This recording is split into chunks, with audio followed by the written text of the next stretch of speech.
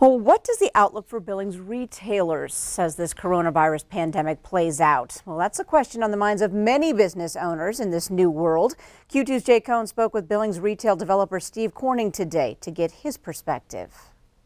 How soon will the world of retail bounce back from the COVID-19 shutdown? No one knows for certain. But one thing local developer Steve Corning knows is no one is immune from the impact.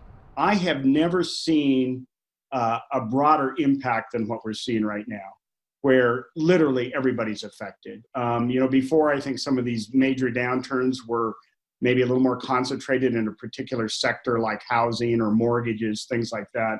But this is across the board. It's unprecedented. One of Corning's clients, REI, has put the brakes on its new Billings store off Shiloh Road, postponing its opening and hirings for the time being. We're the developer of that building for them, and we've had to, obviously compromise on beginning of rent and start date. But that's the world right now. We're making a lot of accommodations to a lot of people, and they are to us. Corning says he's encountered a very cooperative spirit in the current business world, telling MTN, if we meet people halfway, we're generally met halfway in return.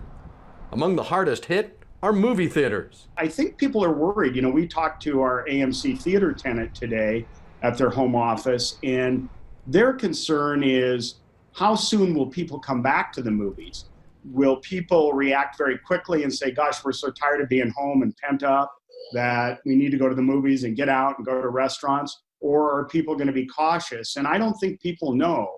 So as this pandemic drags on, the concern builds.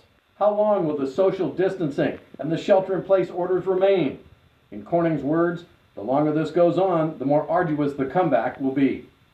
In Billings, I'm Jay Cohn reporting for MTN News.